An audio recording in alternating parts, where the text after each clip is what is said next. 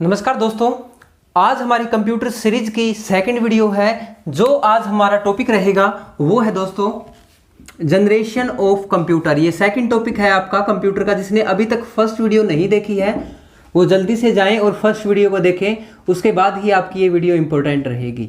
तो generation of computer की अगर बात की जाए दोस्तों, तो कंप्यूटर की जो उत्पत्ति हुई है उसका क्रम क्या रहा है ये हम आज इसके अंदर पढ़ेंगे। तो सबसे पहले हम बात करते हैं दोस्तों, आपके कंप्यूटर के अगर क्वेश्चन बने टोटल कितनी जनरेशन हुई है, तो टोटल 5th जनरेशन यानी कि 5 जनरेशन तक चली है। और सबसे लास्ट कौन सी थी? 5th जनरेशन थी दोस्तों। अब सबसे पहले हम बात करते हैं फर्स्ट जनरेशन के बारे में। यहाँ पे जो क्वेश्चन बनते हैं इंपॉर्टेंट, मैं आपको वो करवाऊंगा जो आने वाले सभी एग्जाम्स में या प्रीवियस एग्जाम के अंदर क्वेश्चन बने हैं। तो फर्स्ट जनरेशन का जो टाइम पीरियड था दोस्तों वो था आपका 1940 से 56 तक। तो ये कार्य अवधि थी, इसकी समय अवधि कह सकते हो आप, 1940 से 56। इसके अंदर जो आपका इलेक्ट्रॉनिक डिवाइस यूज किया गया था, तो क्वेश्चन पूछता है कि कौन सा इलेक्ट्रॉनिक डिवाइस यूज किया गया। तो इसके अंदर सबसे पहले यूज किया गया वैक्यूम ट्यूब्स। तो वैक्यूम ट्यूब्स का यूज किया गया था इसके अंदर फर्स्ट जनरेशन के अंदर। उसके बाद क्वेश्चन बनता है आपका कि इसके अंदर आपकी लैंग्वेज कौन सी थी, भाषा कौन सी थी। तो फर्स्ट जनरेशन के अंदर जो भाषा थी वो आपकी थी मशीन लैंग्वेज, मशीनी भाषा।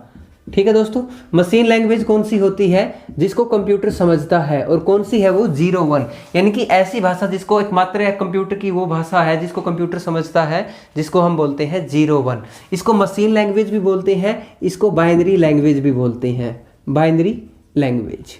उसके बाद क्वेश्चन बनता है यहाँ पे कि इसके अंदर कौन कौन से कंप्यूटर आए थे, इसके एग्जाम्पल क्या थे कंप्यूटर्स के, वो कौन कौन से ऐसे कंप्यूटर थे जो फर्स्ट जनरेशन के अंदर आए थे। तो फर्स्ट जनरेशन के अंदर जो कंप्यूटर आए थे उनके एग्जाम्पल है दोस्तों, वेरी वेरी इंपॉर्टेंट है। सबसे पहले हम बात करते हैं इसके अंदर जो कंप्यूटर आया मार्क 1, उसके बाद इनियक, उसके बाद यहाँ पे आया एडवैक,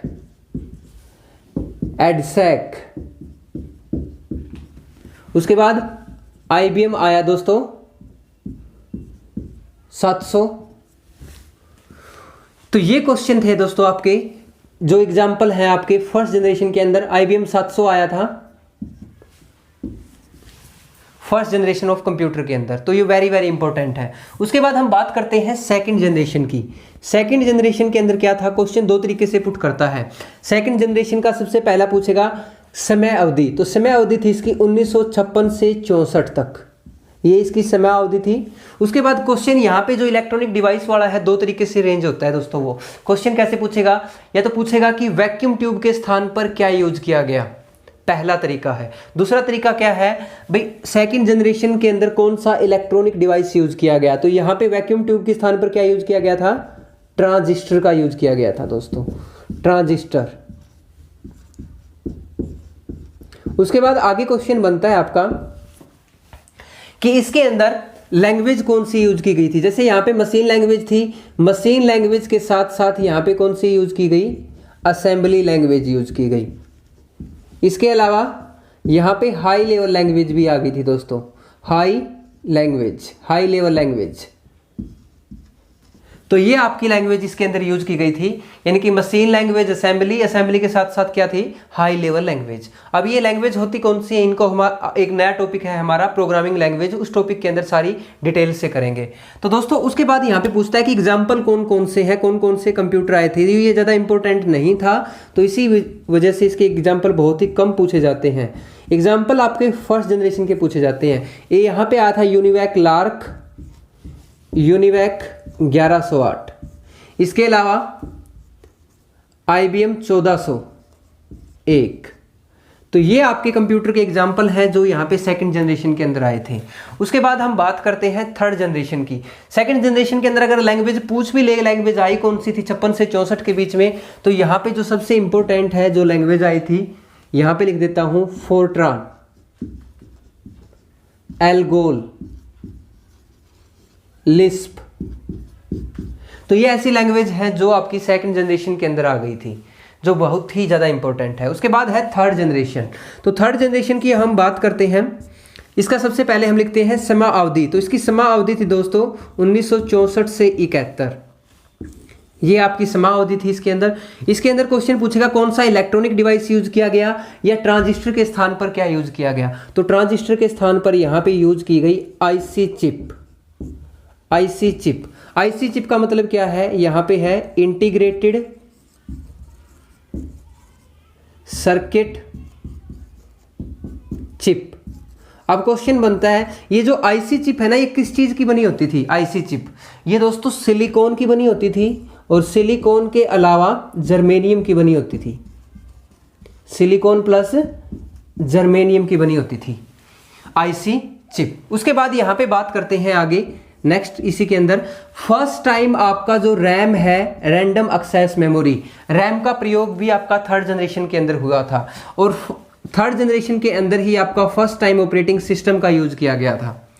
ठीक है दोस्तों, ऑपरेटिंग सिस्टम का यूज, ऑपरेटिंग सिस्टम क्या होता है, जैसे आप समझते हो विंडो, यूनिक्स, लिनक्स, डोस, यूबंटू, ये जितने भी क्या है दोस्तों आपके मैग्नेटोस, ये सारे के सारे आपके क्या हैं, ऑपरेटिंग सिस्टम है। विंडो को आप अच्छे से समझते होंगे, तो यानी कि विंडो का यूज, रैम का यूज सबसे फर्स्ट टाइम कौन सी जनरेशन के अंदर किया गया था, थर्ड जनरेशन के अंदर किया गया था। और इसके अंदर जो सर्किट यूज किया गया था, एक क्वेश्चन ये भी पूछते हैं, LSI, LSI कौन सी जनरेशन के अंदर यूज किया गया था, थर्ड जनरेशन के अंदर। LSI का मतलब क्या है, यहां पे लिख देता हूं मैं, लार्ज स्केल इंटीग्रेशन। तो थर्ड जनरेशन के अंदर आपकी ये चीजें यूज की गई थी। उसके बाद यहाँ पे अगर क्वेश्चन पूछे कि इसके अंदर एग्जांपल कौन कौन से हैं, ऐसे कौन कौन से कंप्यूटर आए थे थर्ड जनरेशन के अंदर, तो इसके अंदर जो IBM है, इसकी 360 सीरीज आ गई थी, IBM 360 सीरीज आ गई थी यहाँ पे। इसके अलावा हनीवेल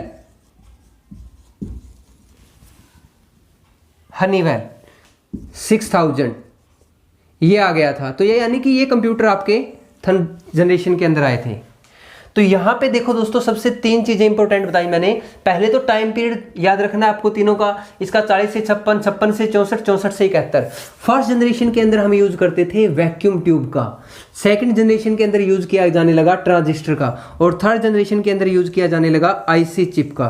तो यहाँ पे ये तीनों चीजें इंपॉर्टेंट है। उसके बाद दोस्तों आईसी चिप के बारे में क्वेश्चन बनता है, ये किस चीज की बनी होती है, सिलिकॉन जर्मेनियम की, फुल फॉर्म क्या है, इसको बनाया किसने, ये भी पूछा जा सकता है। तो आईसी चिप को बनाया गया था 1958 में, और किसने बनाया था इसको बनाया था जैक किल्बी।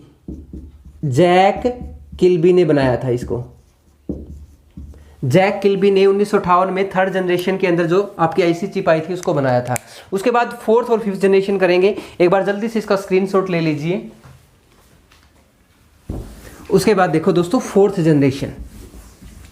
फोर्थ जनरेशन आपकी क्या है, फोर्थ जनरेशन का जो टाइम पीरियड है वो देखते हैं। पहली आपको टाइम पीरियड सबसे इंपॉर्टेंट है, जो आपको याद रखना है हर एग्जाम के अंदर। सेकंड चीज क्या है, जो आपका इलेक्ट्रॉनिक डिवाइस है वो। तो देखो फर्स्ट जनरेशन की अगर मैं यहाँ पे बात करता हूँ, इसका टाइम पीरियड था 40 से 56। उसके बाद ये फर्स्ट थी आपकी। सेकंड का टाइम पीरियड था आपका 56 से 64। उसके बाद थर्ड जनरेशन जो है इसका था 1964 से 71। अब हम बात करते हैं फोर्थ जनरेशन की, तो इसका है 1971 से 1989। और फिफ्थ जनरेशन जो है वो आपकी 89 से अभी तक चल रही है। या आप कह सकते हो ये आपकी कल भी थी, पास्ट में भी थी, प्रेजेंट में भी है, और ये आपकी फ्यूचर में भी रहेगी। इसका टाइम पीरियड नहीं काउंट होता। तो ये आपकी फिफ्थ जनरेशन है। अब देखो हमने थर्ड जनरेशन तक पढ़ लिया था, फोर्थ जनरेशन की बात करते हैं। फोर्थ जनरेशन का टाइम पीरियड मैं दोबारा लिख देता हूं, यहाँ पे है 1971 से 89। उसके बाद यहाँ पे देखो फर्स्ट जनरेशन के अंदर क्या यूज किया गया था, वैक्यूम ट्यूब्स। उसके बाद यहाँ पे क्या यूज किया गया था, ट्रांजिस्टर का यूज किया गया था।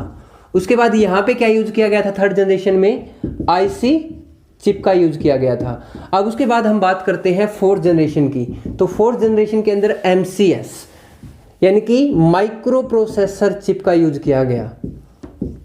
कौन सी चिप का यूज किया गया, माइक्रो प्रोसेसर चिप का यूज किया गया था।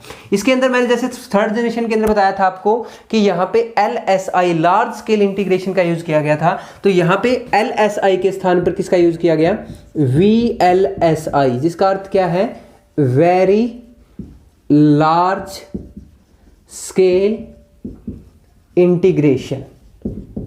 तो ये आपका फोर्थ जनरेशन के अंदर यूज किया गया था। फोर्थ जनरेशन के अंदर ही आपका MS ऑफिस आया था दोस्तों। MS ऑफिस का विकास भी कब हुआ था? फोर्थ जनरेशन के अंदर ही। और फोर्थ जनरेशन के अंदर ही आपका सुपर कंप्यूटर आया था। तो सुपर कंप्यूटर की खोज भी कब हुई थी? फोर्थ जनरेशन के अंदर हुई थी दोस्तों सुपर कंप्यूटर। तो विश्व का सबसे पहला सुपर कंप्यूटर कौन सा था दोस्तों? अब आपकी जानकारी के लिए मैं बता देता हूं। तो यहाँ पे विश्व का जो सबसे पहला सुपर कंप्यूटर था वो था क्रे K1S पूरा नाम था, लेकिन इसको क्या पेपर में क्या आता है? सिर्फ आता है क्रे 1। इसको किसने बनाया था? अमेरिका ने बनाया था दोस्तों। कब बनाया था? 1976 में।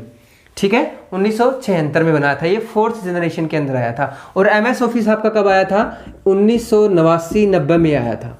ठीक है दोस्तों, तो इसीलिए आपका MS ऑफिस की शुरुआत आपकी फोर्थ जनरेशन से मानी जाती है। और सुपर कंप्यूटर है आपका, ये भी आपका फोर्थ जनरेशन के अंदर आया था। यहाँ पे VLSI का यूज किया गया था। उसके बाद माइक्रो प्रोसेसर चिप के अंदर क्या होता था? हजारों क्या लगी होती थी? छोटी छोटी IC चिप लगी होती थी दोस्तों। तो इसकी स्टोरेज क्षमता बहुत ज्यादा होती थी माइक्रो प्रोसेसर चिप की। इसके अलावा हम बात करते हैं फिफ्थ जनरेशन की। फिफ्थ जनरेशन से जो क्वेश्चन बनता है, ये आपका जो टाइम पीरियड रहेगा दोस्तों, इसका पास्ट में भी था, प्रेजेंट में भी है और फ्यूचर में भी रहेगा। तो इसका टाइम पीरियड इंपॉर्टेंट नहीं है। इसके अंदर इंपॉर्टेंट क्या है? जैसे फर्स्ट जनरेशन के अंदर वैक्यूम ट्यूब, सेकंड के अंदर ट्रांजिस्टर, थर्ड के अंदर IC चिप, फोर्थ के अंदर माइक्रो प्रोसेसर चिप और फिफ्थ के अंदर क्या यूज किया गया था? AI का यूज किया गया दोस्तों। AI का मतलब क्या है? यहाँ पे AI का मतलब है आर्टिफिशियल इंटेलिजेंस। तो यहाँ पे फर्स्ट टाइम क्या यूज किया गया था? आर्टिफिशियल इंटेलिजेंस का यूज किया गया था, यानी कि मानव के द्वारा बनाई गई सबसे तेज, सबसे कृत्रिम कोई चीज थी तो मानव के द्वारा, मानव निर्मित, वो आर्टिफिशियल इंटेलिजेंस यहाँ पे बनाई गई थी फिफ्थ जनरेशन के अंदर। और यहाँ पे आगे बात करते हैं AI के बाद में, जैसे यहाँ पे थर्ड जनरेशन के अंदर क्या हुआ था? LSI का यूज हुआ था। यहाँ पे VLSI का यूज किया गया सर्किट का। और फिफ्थ जनरेशन के अंदर VLSI के स्थान पे क्या यूज किया गया? ULSI। इसके अंदर U का मतलब क्या है? अल्ट्रा। और LSI का मतलब क्या है? लार्ज स्केल इंटीग्रेशन, यानी कि अल्ट्रा लार्ज स्केल इंटीग्रेशन का यहाँ पे यूज किया गया था फिफ्थ जनरेशन के अंदर। अब आर्टिफिशियल इंटेलिजेंस यहाँ पे क्या कह सकते हो? यानी कि जो फिफ्थ जनरेशन है ना, इसके अंदर आर्टिफिशियल इंटेलिजेंस का मतलब है रोबोटिक सिस्टम। रोबोटिक सिस्टम का यूज किया गया था दोस्तों। यहाँ पे रोबोटिक्स यानी कि रोबोट का यूज किया गया था। रोबोट हमारे क्या हुए थे? रोबोट को आपका प्रोग्राम करके इसको तैयार कर दिया जाता था, तो ये आपका उसी के इंस्ट्रक्शन के ऊपर आपका काम करता था। तो रोबोट जो है, आजकल देखा होगा आपने, बहुत सारी कंपनी है जिनके अंदर रोबोट क्या करते हैं? बड़ी बड़ी मशीनें तैयार करते हैं। ठीक है, जैसे मारुति कंपनी है, उनके अंदर मारुति कंपनी का क्या करते हैं?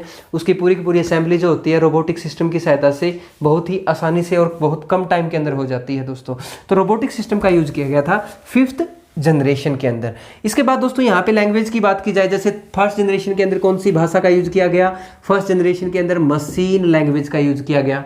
सेकंड के अंदर मशीन लैंग्वेज के साथ साथ असेंबली लैंग्वेज भी यूज की गई। और साथ में कौन सी आ गई थी? High level language. उसके बाद यहाँ पे थर्ड के अंदर भी हाई लेवल लैंग्वेज का यूज किया गया था। अलग अलग भाषाएं यहाँ पे दोस्तों आती रही आपकी फिफ्थ जनरेशन के अंदर तक, यहाँ तक यानी कि आपकी कंप्लीटली सारी लैंग्वेज आ गई थी। ग्राफिक्स एनिमेशंस का यूज भी फिफ्थ जनरेशन के अंदर किया गया था दोस्तों। 3D एनिमेशन है, जो 3D एनिमेशन का यूज भी कौन सी जनरेशन के अंदर किया गया?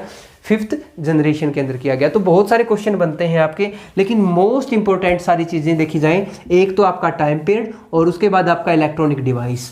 1940 से 56 वैक्यूम ट्यूब, 56 से 64 ट्रांजिस्टर, 64 से 71 IC चिप, 71 से 89 माइक्रो प्रोसेसर चिप। और यहाँ पे माइक्रो प्रोसेसर चिप का स्थान ले लिया AI ने, आर्टिफिशियल इंटेलिजेंस ने। तो ये आपकी जनरेशन है दोस्तों, जनरेशन ऑफ कंप्यूटर की। तो ये आपके क्वेश्चन बनते हैं, आपके सेकंड पार्ट है जो हमारा हिस्ट्री ऑफ कंप्यूटर का। तो आप जल्दी से इसका स्क्रीनशॉट ले लीजिए। इसके बाद हमारा नेक्स्ट जो टॉपिक होगा वो हम कौन सा टॉपिक बनाएं, उसके लिए आप नीचे कमेंट कर सकते हैं कमेंट सेक्शन के अंदर, ताकि हमारी जो नेक्स्ट वीडियो होगी वो आपके आने वाले एग्जाम के अंदर बहुत ही महत्वपूर्ण रहे। तो आज की वीडियो के अंदर इतना ही दोस्तों, मिलते हैं नई वीडियो के साथ, तब तक बने रहें हमारे साथ। जय हिंद, जय भारत।